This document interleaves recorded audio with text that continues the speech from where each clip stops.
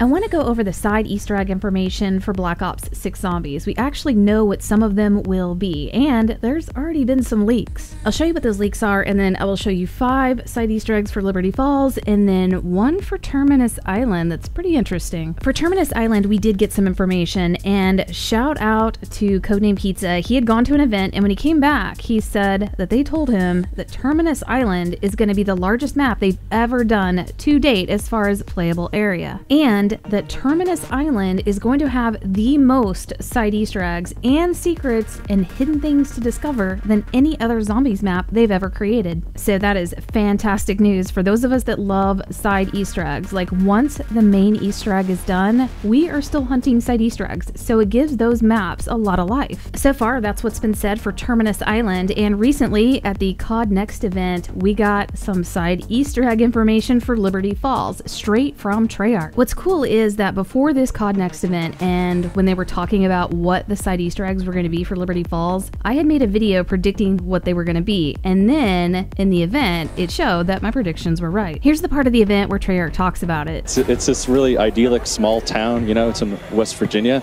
but now it's like the site of a zombie incursion zone, so watch out, it's just destroyed immediately, right? It's crazy, but there's so many details when you look around the map and all these little shops and things like that. You just, it's such a built-out world. It's great, and there's actually all these little stories about the people who used to live there, and some little side quests that maybe you'll find. You guys, side quests never. So what? Yeah, well, you gotta wait till it comes out. But, you know, yeah.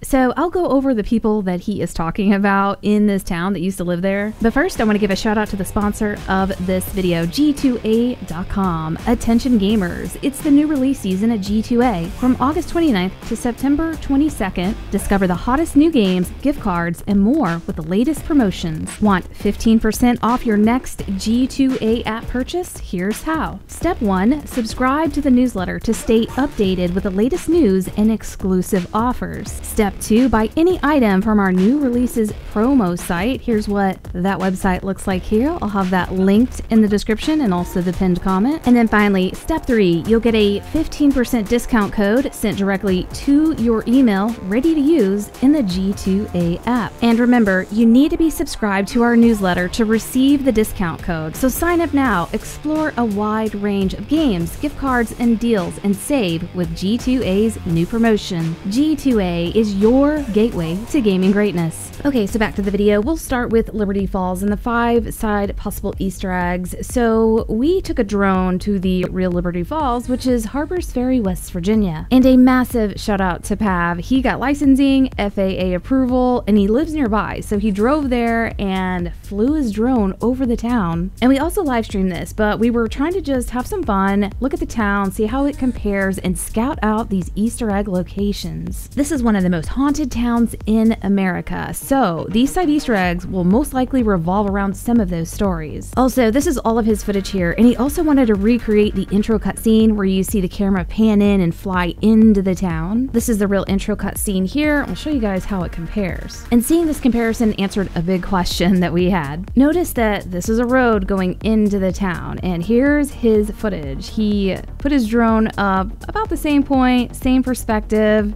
You can see he's flying towards where those 2 rivers meet. Got the town on the right. And here's what that road actually looks like. It's railroad tracks, and the railway system is a big part of this town. So we were wondering, are they gonna include it? You can see on the right, there are 2 sets of train tracks going into the town. And for Liberty Falls, you can see on the left there, those train tracks have been turned into a road and a bridge. So there's definitely no railway system. You can also see a road in the distance with a bridge, but that is just a road, that is not train tracks. And why this is important is because they were giving us the impression that this was going to be like transit. You've got the jet gun, you've got the bowling alley, the bank, and like that downtown area. And transit has a bus system. And this town here is historically known for its railway system. It's a big part of this town. So we were hoping that maybe we would have a train to ride in this town, but no, they've cut the tracks from the intro cutscene, they've cut it from the actual map, so yeah, no train. So let's get into the side Easter eggs and see what we might encounter. So this town, again, incredibly haunted. haunted. Almost every road has a ghost in it, and this road here has a really gruesome story. And this is number 1 for possible side Easter eggs. This is the Dangerfield Newby ghost on Hog Alley. This is the guy here. His name was Dangerfield Newby, and he was a raider who was stabbed in the throat and killed during a Civil War raid. The townspeople were running low on ammo, so they decided to use 6-inch spikes from their rifles, and one of the spikes hit Newby in the throat and killed him. After he was killed, the residents continued to stab him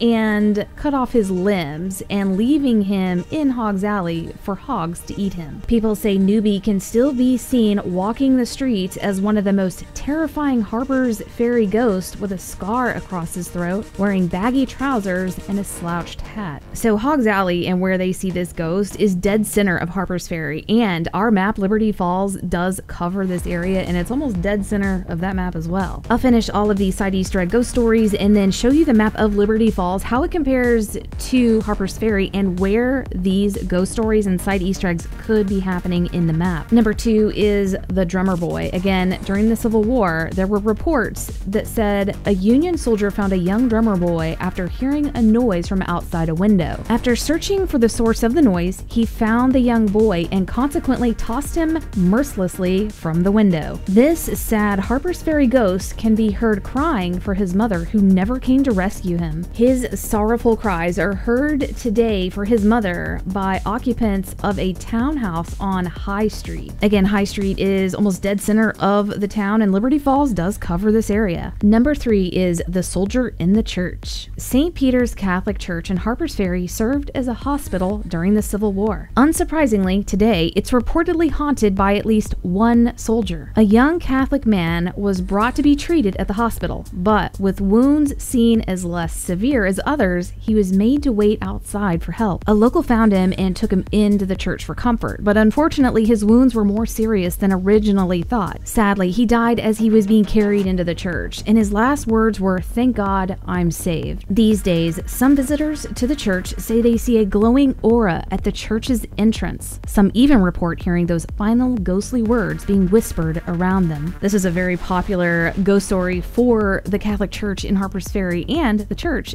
in Liberty Falls, obviously big focal point for this map. Number 4 I've already covered in another video, but I'll talk about it briefly here. This one's called Screaming Jenny, and I think it's one of the more interesting ones. There was an old lady that lived alone in a shack near the railway system, and she was warming herself by the fire one night, and she caught her dress on fire. So she went running out of the shack towards the railroad tracks looking for help. Unfortunately, she didn't see a train coming. She was hit and killed by a train, and on the anniversary of her death in November, you can hear her screaming and see like a ball of fire on the railroad tracks. Again, we've confirmed there is no railway system or railroad tracks that we can see so far in the map, so this might be one we don't see, or they've converted it and made it work for the map. In number 5, we have a high chance of seeing this one. This was the wife of the founder of Harper's Ferry. Her name is Rachel Harper. Robert and Rachel Harper were making a lot of money, and they were hiding it and burying it in their garden so that they didn't have to pay British taxes. After they both died, the money was never found and never dug up, and people say that they can see her ghost in a second-story window of the Harper's mansion, which is now a museum, and she's reportedly looking over the garden and protecting the money. The Harper's mansion is a big focal point in the town. It's one of the most historical buildings, and it's adjacent to the church. It's like right around the corner. I would be absolutely shocked if they left this out. This is one of the biggest ghost stories for this town. Now let's have a look at Liberty Falls and see how it compares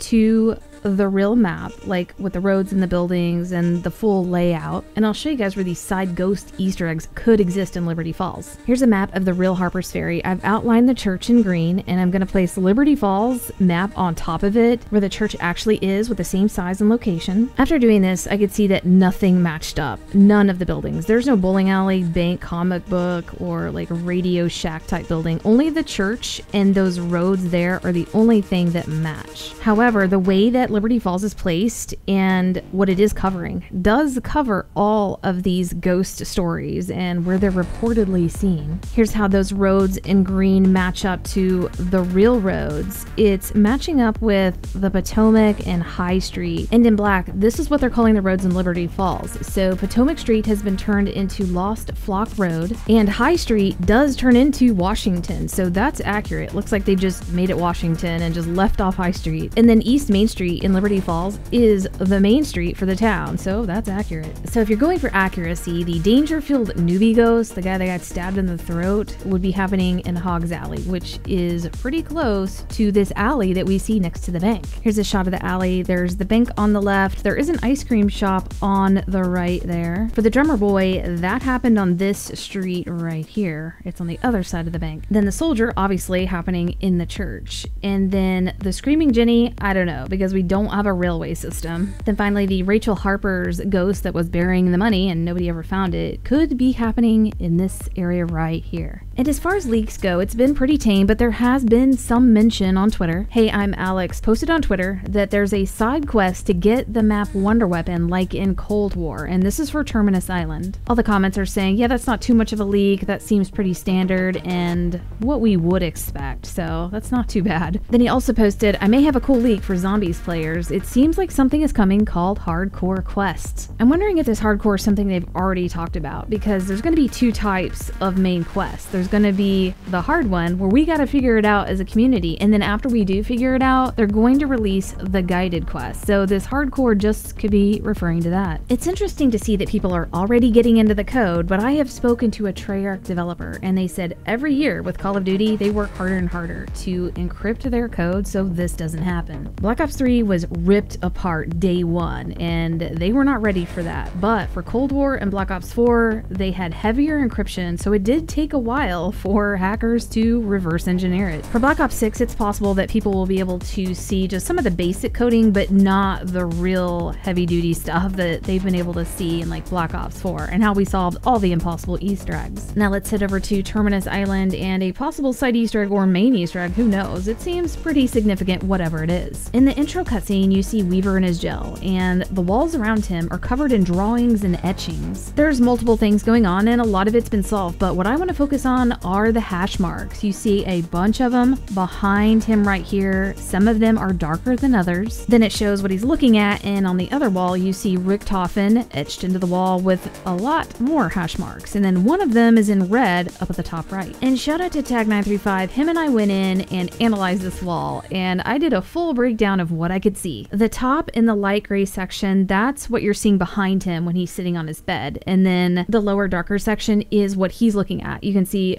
tons more hash marks, you can see Richtofen, and then you see a date on the left. I think I know what that date's for. I'll show you guys what that is in just a moment, but let's talk about these hash marks and what they could mean. Often people in prison will mark the walls to know how long they've been in, and each section of tally marks is a 7, so we're thinking that is 1 week. And those tally marks made up a block, and it looked like that was a repeated pattern on the wall. So it was like a 9x5 grid of tally marks, and there were 7 of them. When you add all of these days up, it equals about 6 years, which is accurate to the storyline. Richtofen put them in jail in 1985, and here we are in 1991, 6 years later. The question is, what do the darker tally marks mean? It looks like there's a block that has quite a bit, and then it gets less and less, and then one of them has a red set of tally marks. This is something that could be a side Easter egg of some kind when we get into the map. Also, the 12/11/82 that you see etched into the wall, I believe that's the day that Weaver killed Richtofen's family. Weaver was just acting on orders and went and burned down a house, and he thought that the family wasn't there, but they were, and they did die. If you go back and look at the intel for Weaver in Cold War, you can see that in 1979 he helped to rescue Samantha Maxis. And then sometime later there was an event where he burned down this house and killed the wife and child, and this is where he actually met Samantha face to face. Now how long after, we don't know, but we do know in 1983 he joined Requiem. So between 1979 and 1983 is when this assassination took place and when he killed Richtofen's family. And this is probably what fueled Edward Richtofen to personally select Weaver to work for him with Requiem. So yeah, 1982 definitely fits in between here somewhere. I mean, they are focused on on this event, so I wouldn't be surprised if that is what that date is. What I hope we find out is